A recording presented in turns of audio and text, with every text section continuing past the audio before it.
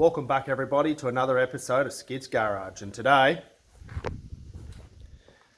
we're doing the final touches required on my orange panel van. So after today, hopefully we take it for a test drive, and from there hopefully she is ready to go on its drive back home.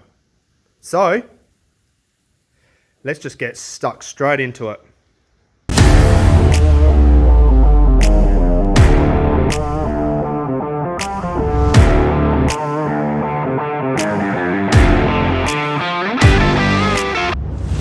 Welcome back everybody, and today we are doing the final touches on my orange panel van, and hopefully after today she'll be ready for a drive home. So today the plan is we are, can't see it, oh there it is, we're going to put in a new PCV valve and seal and reconnect all that up. Then the engine should be in its final running state for its drive home. That's the final thing to do. I also need to relocate the temp gauge into the cabin, and I don't know why it's reading 80 degrees. I'm gonna have to suss that out. Hopefully it's not broken. I also need to put some extra fuel filters in. So I currently have one prior to the pump. I'm going to put the same style of this at the tank. I'm going to have this one close to the pump, prior to the pump, and then I've got a Z200 filter which hopefully will work for what I want, which will go between the pump and the carby. It's a fuel injected filter, so hopefully will filter out more, because I think I'm having a few problems with the carby blocking up, with it picking up gunk. Also need to change the wheels over. I don't have the money to get new tyres for these wheels, which I actually want to keep on the van. But for the interim, I'll use the wheels off my red van until I can get tyres for these wheels, and then I'll chuck these back on. But for the drive home, I'll be using the 12-inch wheels off my red van. So swap them out. Whilst it's up, I'll check the diff and gearbox oil. Also need to install a speedo cable. So chuck one of them in. And for the inside, piece together my gauge cluster, put that all back together. I've got the piece for my indicator stalk that should mount it to the column correctly instead of using zip ties. Find a way to mount up that temp gauge in here somewhere. And I think then we're pretty well ready to go. From there, I'll be taking it for a test drive, and if all goes well, it'll be ready for its final drive home. Prior to the final drive home, I'm thinking I'm going to drop the fuel tank and replace the fuel that's in it now for, it's got 91, I'm going to replace it for 98 and chuck a whole heap of fuel additives into it. And other than that, I think she's pretty much done. I'm sure I'll find something else to do to it that needs doing, but at this moment I think that's about it. So let's get stuck into it, starting with this PCV valve, and then let's see, fire her up and see how bad this blow-by is, because I've done everything I can to fix that. And yeah, let's see how bad that is. So let's get stuck into the PCV valve. So this PCV valve should be an easy job. I've got a new seal. That'll just go over that hole there. And then I'll slip that in. As you can hear, it rattles. And it's a brand newie. And should be the one that I need. And then once that's in, this hose here, I just reconnect that hose. And that should be that done. And then we'll see how bad this blow-by really is on the car. Pretty worn out. I'm assuming it's going to be pretty bad still, but that's everything I can do without actually stripping it down. But I'm not opening this engine up. So let's do this valve and then fire her up. So I've got the PCV valve installed, all connected back in, and I'm about to start it up. So I'm going to start it up, let it run, and I'm just going to see how much blow-by it has, and that'll give us a good idea on how worn out this engine actually is, because I've done everything other than rebuild the engine. So let's fire her up and see how bad it is. So I've got it running, and there's actually hardly any blow-by. Nowhere near as bad as it was when I first got it started. And since replacing that PCV valve, it's got even better. So the engine can't be in too bad a condition. So I'm happy with that. Before it was chugging like a steam train. Now it's not. So I'm happy with that. So I'm going to let it get to our operating temp, just to make sure she's all sweet. And then we're going to get stuck into doing these fuel filters. So I've had this running for a little while now, and the temperature's sitting a little higher, or sitting higher than what I want it to. Hasn't got to those temps before, so I'm not sure what's going on. I didn't actually check the coolant prior to starting it up, so I'll give that a go. Otherwise, engine's running really well. Now, since it's warmed up, it does have a little bit of blow-by, as expected. I didn't expect it to be completely nothing, but that is a lot better than what it was. So, I'm going to turn it off, find out what's happening with the temp, and then I'm going to get stuck into these fuel filters.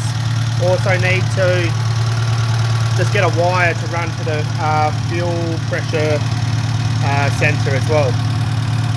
So, I'm going to turn her off, let her cool down, and I'm going to get stuck into those couple of things. Okay, so I have just a new wire connected up, goes to my oil pressure light switch thing, which I doubt even works, but that's all been done. And then I'm going to get stuck into doing the fuel filters. So this is the fuel filter, which is common on fuel injection cars apparently. So I'm going to chuck that between the pump, so along this line here. Just cut it in half, slip it in there, and I think that should be good. So that'll cover the between the pump and the carby, hopefully taking out the finer bits of crud that's in the system, because this one's obviously not doing the trick. My system would be pretty dirty, so old tank and everything. You'd see how dirty that tank was in a previous video. And then with this filter and this one here, I'm going to chuck one where this one is. I'm going to tidy up this hose so it's shorter. But because at the moment, that's my fuel line from the tank. That's my pump, literally right here. And I've got a hose that runs all the way around to a filter and then all the way around again into the pump. let's keep that simple. Short hose, filter between here, and that should be sweet. Then under the van, I'll lift it up, and then I'll chuck a filter underneath. Let's see if I can actually show you. So tank there. See if I can crawl under here. Yep, you can see what I mean. So, fuel tank. There's a hose right here. Oh fuck. That wasn't supposed to happen. Well, I'll fix that to start with, but I was simply going to just put a hose between this hose and that hose. And yeah, that should be sweet. But there's obviously a little bit more going on than first thought now. So let's fix that. Let's put a filter in here. And yeah, that'll be my filter system done. So I got the fuel tank out because I've got to reconnect that fuel line up and stuff. And I thought I'd check to see how bad it is inside. It's hard to see with the camera, but this gives you an idea. That's what's inside the tank. It is horrific. So no wonder there's a lot of crap getting through to the carby, because it's like this inside the tank too. And even though the fuel's, I wouldn't say brand new, but it shouldn't smell the way it does. It smells like varnish. It doesn't smell like good fuel. It smells horrible. So, not ideal. I'll work with it, obviously. But yeah, not ideal. So doing this 3 filter setup, so long as it actually works, it should help me with this problem. And it's going to take a long time before this clears out, or even I might need to get this properly cleaned out, don't know. But so long as I can get home without any problems, that is the plan. So I'm going to go about putting this all back together and reconnect that fuel hose up with that filter added in, and yeah, that should be the fuel system done. I've now installed those 3 filters. So there's that big one that's now between the pump and the carby. I've put the brand newie up before the pump and put then the old one at the tank. So there's that one, and I've rerouted the hoses so it's in a much better location. It's, yeah, much simpler, much better. Then at the back here,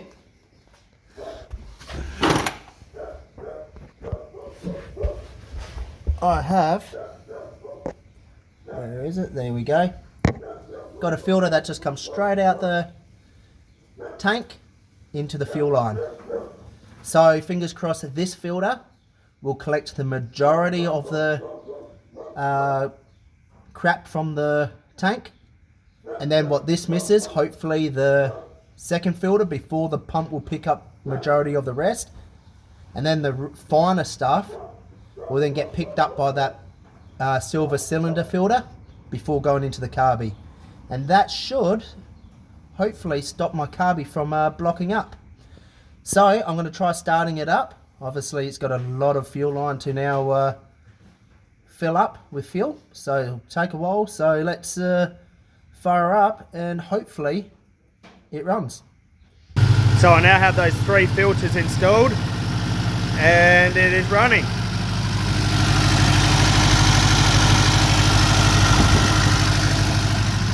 And I've also got that filter obviously at the tank as well.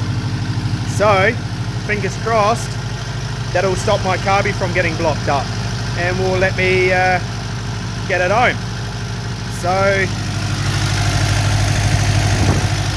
temperature's not too bad. I'm not sure what was happening before. Hopefully the temperature doesn't get too hot again.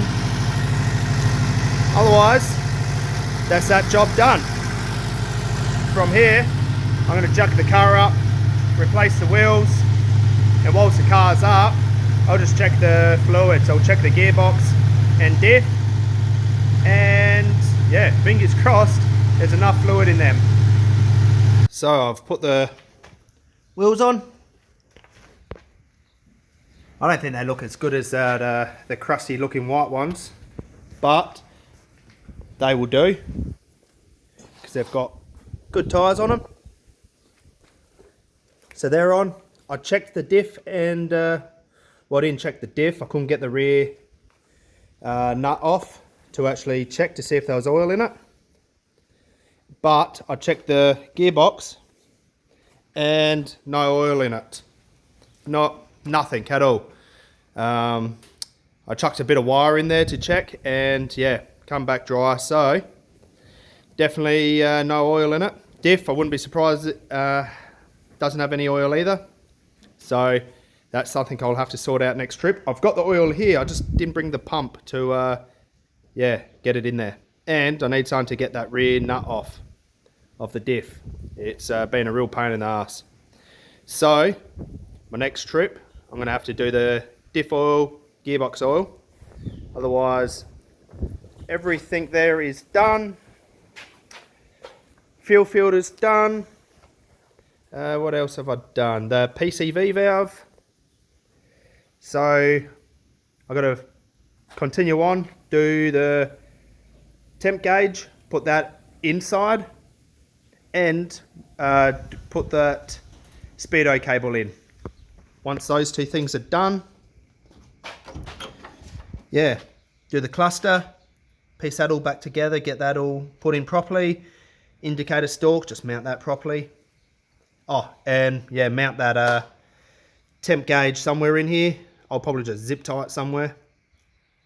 Other than that, we're powering on pretty well. So I'm not going to be able to get it done today, but it'll be in this video. So I'm going to have a bit of a break. I'm pretty hot and bothered at the moment, and we'll see if we power back into it anymore today or whether it'll be another day. So yeah, we'll get in there slowly, and then hopefully, if all goes well, I'll take it for a test drive. So long as the test drive comes out problem free, or at least no major problems I can't fix, she'll be ready to attempt that drive home. So we are getting close. Fingers crossed we don't get any hurdles that stop me from being able to do what I want. So I've been messing about with the temp gauge and have now taken it from the engine bay to inside. So with the sensor, it should be here. I've got it underneath, plugged into this.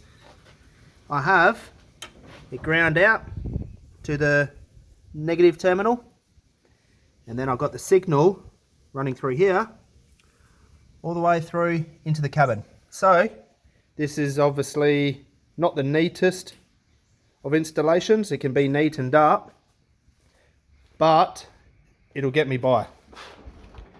So the gauge, the white cable, so the signal runs from the sensor through the cabin into here, which all this, what is it, the black one goes to the gauge. So this one here is my signal, this one here is my positive, and then this one here is my ground. So signal's all connected up to the gauge. I'll show you where the positive and negative has been connected. The ground has been just connected there, and then the positive I have connected up to just that there, and so that's my constant positive. So this is ignition wires. That's my ignition. So I'll connect the ignition and this one for my gauge to the positive when I go to start the car up, and it all works. So I'm not sure if I can do this one-handed. Cool, so that's in, so that's a positive,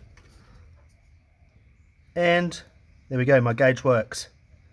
To prove it's not just dodgy and sitting on that temp, I'll disconnect it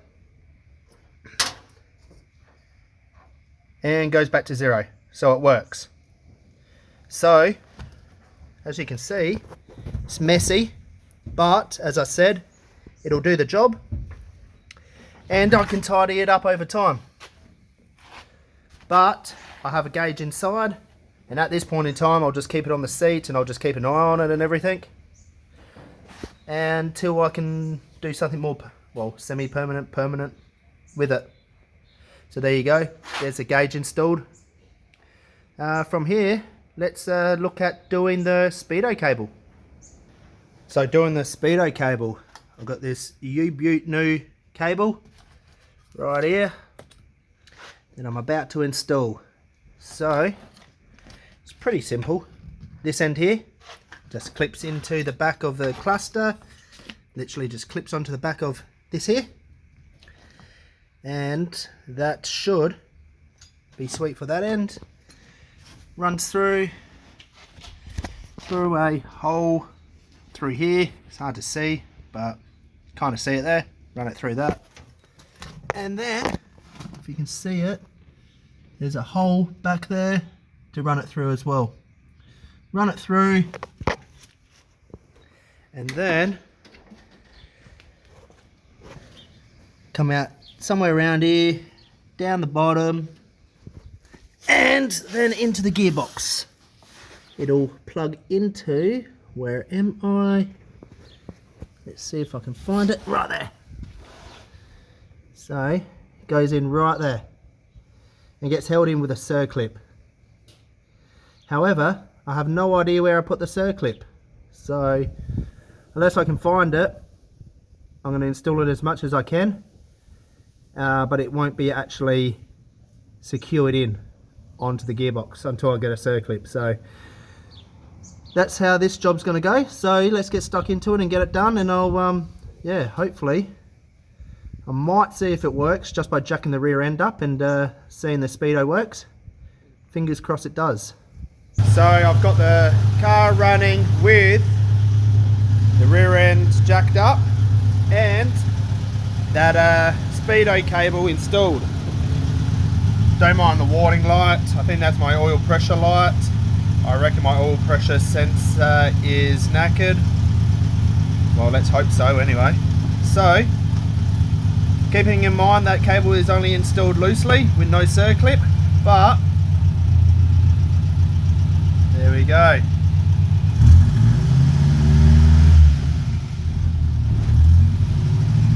See, look at that.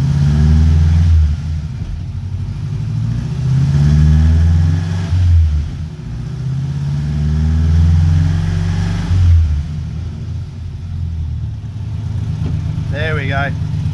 So my speedo works.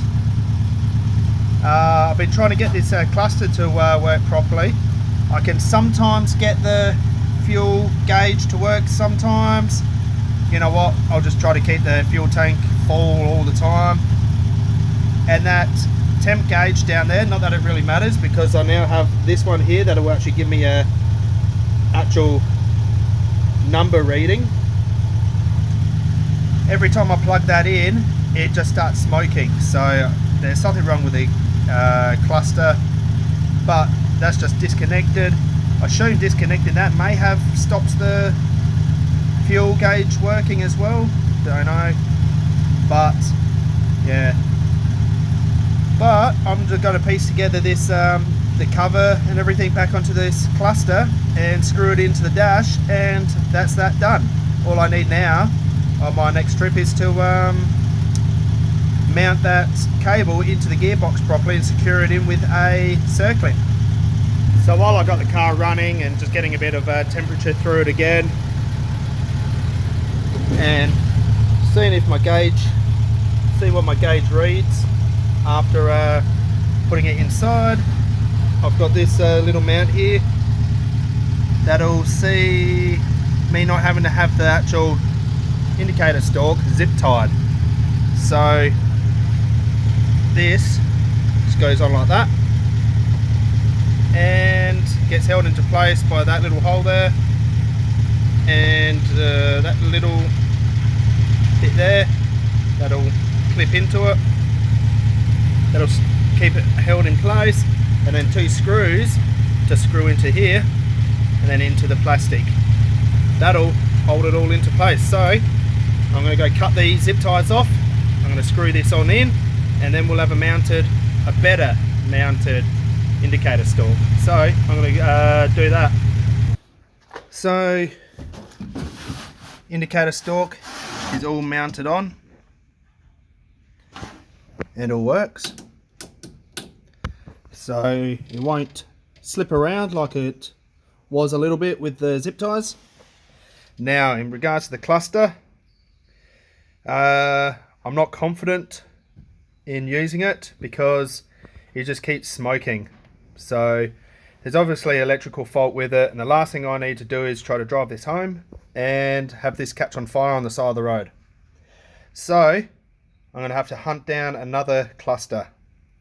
Hopefully that's not going to be too hard or too expensive, but I think that's my only option. I don't want to use the one from my red van because that'll mess up all the kilometers and stuff recorded on that.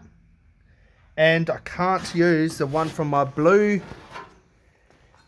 two-door because that's a 73 model, and that has the early cluster style. So instead of a square plug like that, the early models obviously had a round plug, and this has a round plug type, so I can't use that. And again, I wouldn't really want to because, well, I don't want to mess around with the Ks if it's the original cluster and everything. I want to keep the Ks and everything original to the car, if that makes sense. So again, I don't like switching clusters around between cars, even though I'm not doing anything dodgy. I'm not trying to like dodge up Ks or anything. It's just so this van has a speedo. So yeah, I'll just have to get a new cluster, and yeah.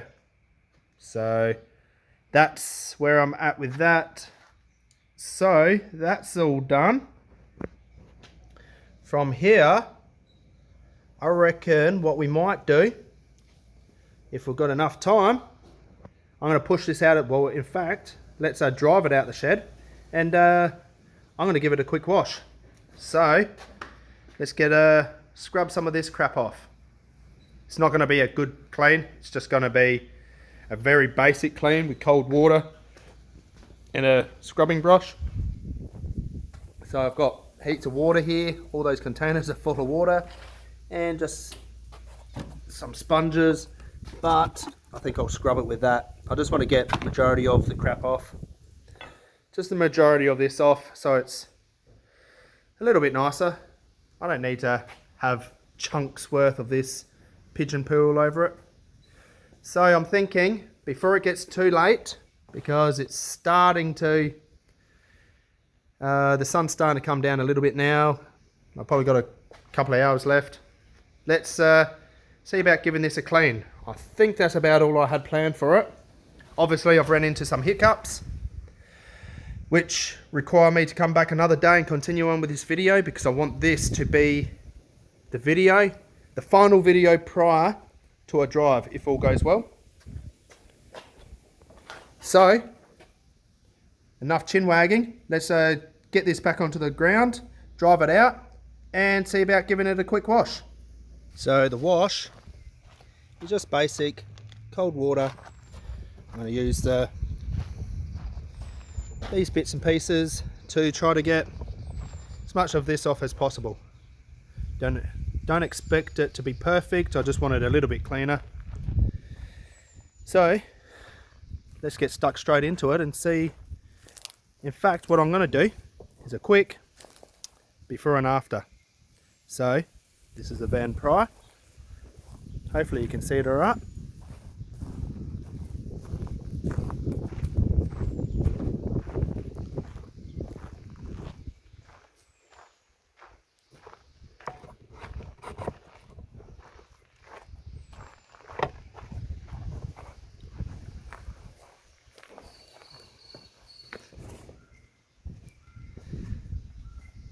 So that's a prior. You get an idea of how filthy it is. Oh, and the top. Let's have a good look at the top. That's pretty filthy. So let's get into giving it a quick clean.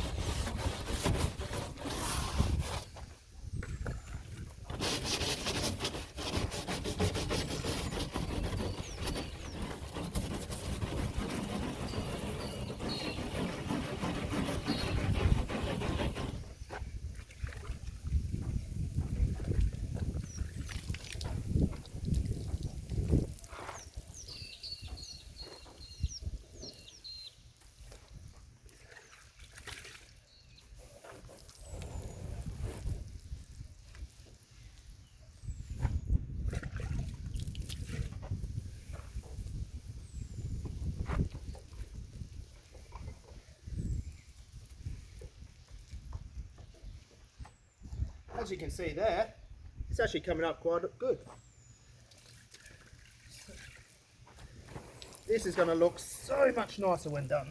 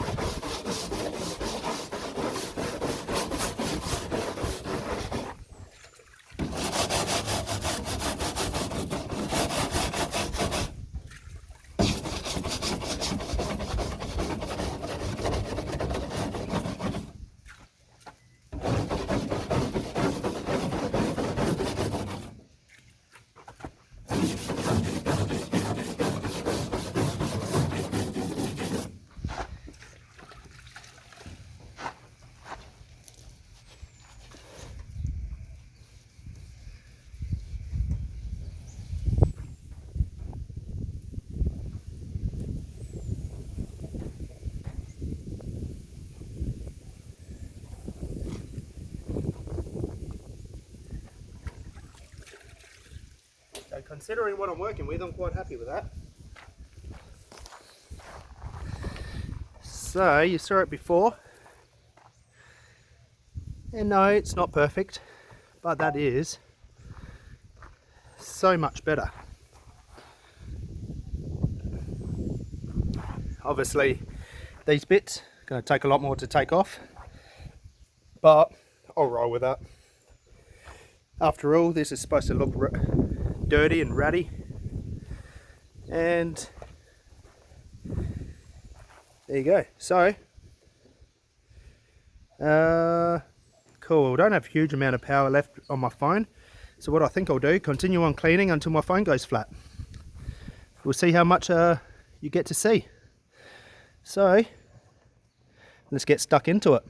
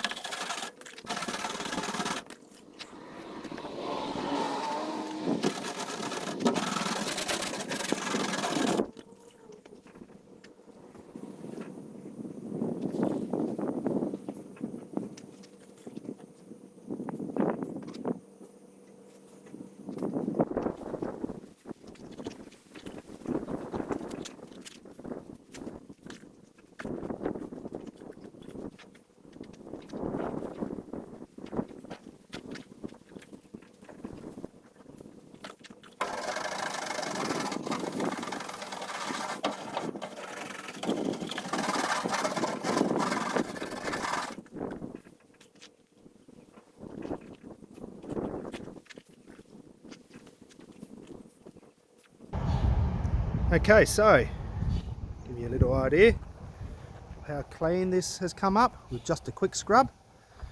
Don't mind the holes in it, that's just ventilation. Comes stock on the car, normal Escort thing. But this has come out quite good. You saw it before, how bad it was with all the pigeon poo. That's actually come up a lot better than what I thought. I know how much trouble I had getting the pigeon poo off my white Escort, but this come off a lot easier. Don't know why. The paint on the white Escort significantly better than this. I wouldn't get at it with a hard bristled brush like I have this, that's for sure. So gives you a good idea of what to expect. What I'm going to do now is just continue on cleaning it, and I'll show you the end result. So I've got to work on this. That's what the other side did start as. Looked like that. And the front guard's darker than the rest because I experimented with polishing with oil. That's what you want to call it, polishing. Just put oil on it. But yes, that's it. So I will see about cleaning this up some more, and I will show you the finished result. So I've been at this for a while now, and I'm actually quite happy with how it's come up.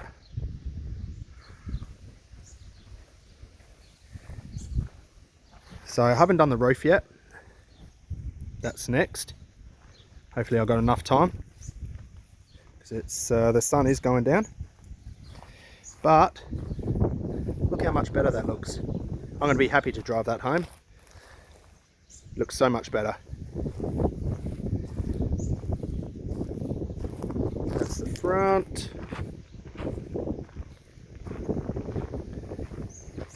And this is the other side. It's come up pretty bloody good, considering what I was working with. So that's what I've done so far,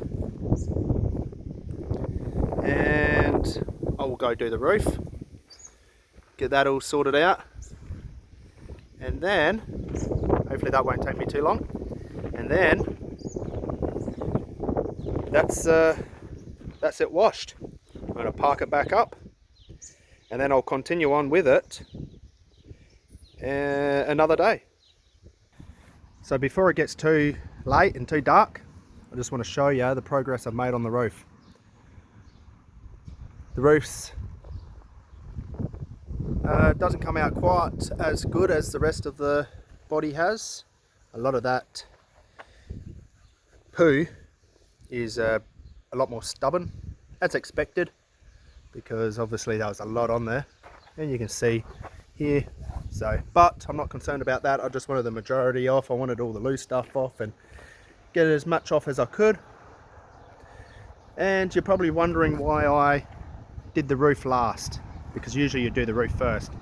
That was because it then gave me an opportunity to then give the body a second go over. As you can see, it's pretty mucky. So from here, last bucket of clean water, and then a good top to bottom clean. Actually looks all right from the distance. So let's change that water and give it one final top to bottom clean. So there you have it, all clean. So that looks so much better. I'm quite happy with how it's come out.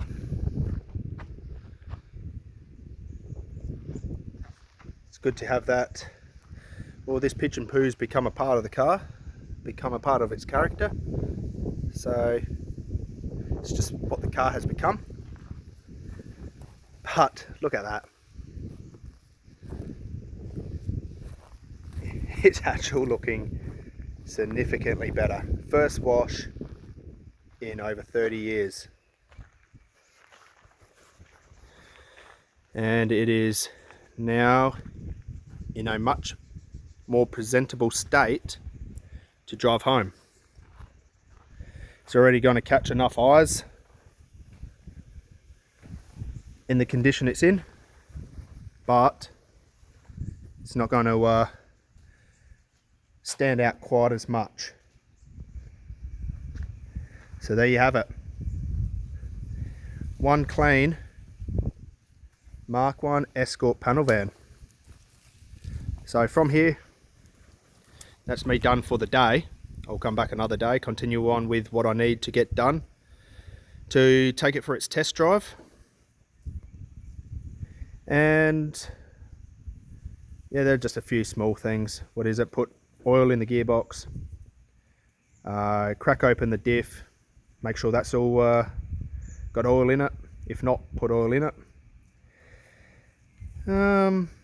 Cluster, get that cluster sorted. Oh, and a circlip for the speedo cable.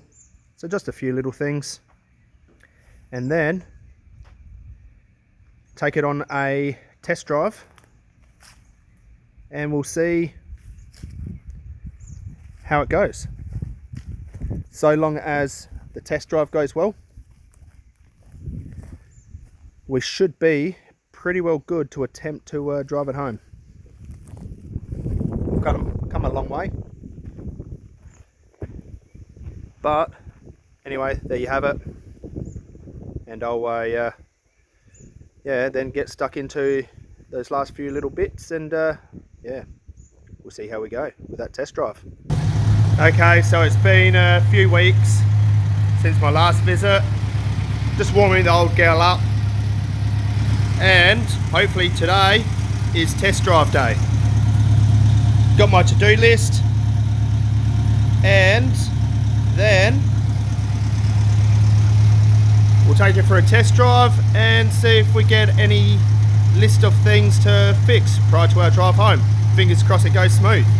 So I'm just going to get stuck into it, get this done, take it for its test drive, because I am super eager just to get this done and actually see how it goes. So yeah, I'm going to get stuck straight into it. So a quick update on how I'm progressing. Had a fuel leak, so I've just chucked on some clamps. These hoses were just gone into this filter with no clamps, and it was leaking just a little bit, so clamped up, fuel leak fixed. Now I had it running and it was running well. Just wanted to get some heat and stuff into it and make sure it was all sweet. Bled the brakes, so both front and rear brakes are bled, and now my pedal's so much more firmer, which is good. Fingers crossed it stays that way. I have chucked in a, if we can see it, where is it? It's right there. Right there, circlip on the, you can see it here, circlip been put on so my speedo cable doesn't come out. It's nicely secured to the gearbox now, which is sweet. So that is done. And I have just, after a lot of persuasion, taken my diff nut out, or filler plug, whatever you want to call it. And I was expecting this to be dry like the gearbox, but it's actually, it's not 100% full, but it's definitely full enough. Well, maybe it's a little lower than I thought. I had a finger full of oil just before. So, yeah, there we go.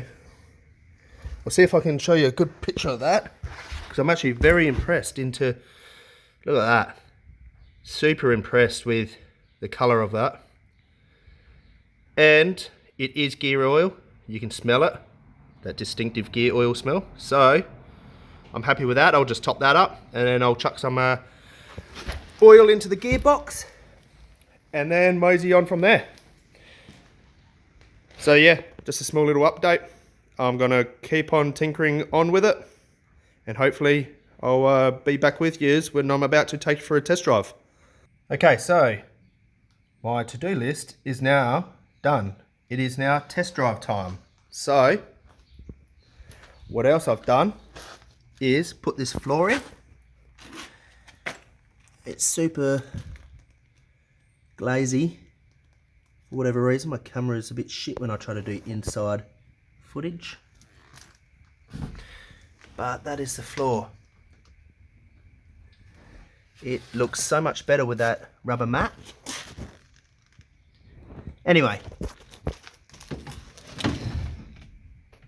my temp gauge is on, mounted up. I just had it running and it got to close to about 110. I shut it off. It spewed its guts of coolant. So she's getting hot. The only other thing I can think of possibly changing to help is the fan, because it's got a earlier style fan which I don't really trust. Could get a later Escort 1. Otherwise that's pretty much the cooling system done the best it can be. But anyway, gauge mounted up. All my cluster all mounted back up without any electronics connected up, because it just smolders behind the dash, so there's electrical fault. I only need it for the speedo, and I've tested it. The speedo does work, which is awesome. So that's pretty much all that done. Ran it in gear for a while. That's what got the temp to where it is. And it runs in gear fine, no weird noises. And it selects its gears fine. Obviously that's not under load, but it's a good step forwards. From here, we're literally test drive. So I'll let it cool down for a little bit. Then I'll jump in it and take it for a cruise. Take it for that test drive, and fingers crossed no other jobs pop on up that need to be done. And then I'm pretty much done, so long as this goes well. I'm pretty much done and ready to attempt to drive it home. So let's let it cool down, and then the moment of truth, the test drive.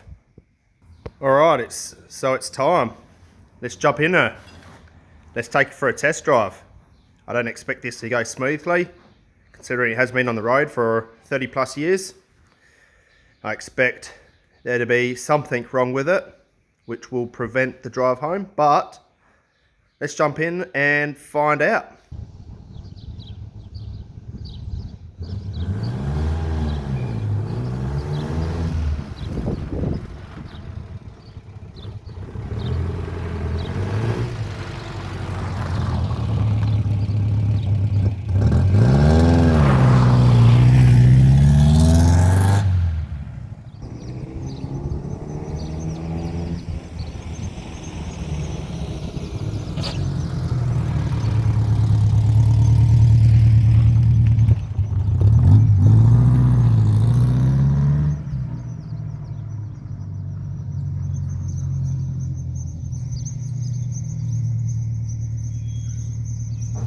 Alright, so that is the test drive done.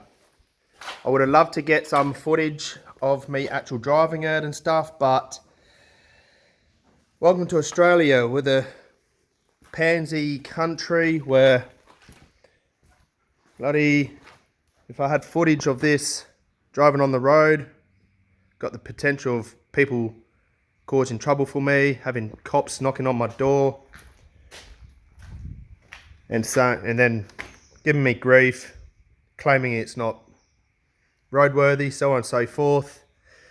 So it's just not worth it. Plus I'm on by myself. Again, it's a whole driving whilst having a phone. It's just not something I'm willing to do at the moment. Don't want to risk it. So it's a real shame, can't get footage of the actual test drive, but took it for a quick drive, ran it through all its gears, 60 k's an hour, couldn't get it past that, but hopefully on more open roads, I can. It is very down on power. It might struggle to get past 60, to be honest. But we'll see. Other than the temp, whilst driving, the temp actually dropped nice. The temperature did drop when I was driving, which was good. Obviously getting that airflow through the radiator. So I'm assuming my fan's probably just not keeping up with its needs. So I might look at doing the fan. Otherwise, I think I'm pretty much ready to go. I will be dropping the fuel tank, taking the fuel out, because I've only got 91 fuel in it. I'll put 98 in it with some octane booster and some fuel system cleaner and so on and so forth. Because on that drive it does knock a bit, but it was very warm as well. So it could have been a contributing factor. Timing, I might tweak the timing with the natural light and make sure that it's in a reasonably happy spot. Other than that, I think it's full steam ahead.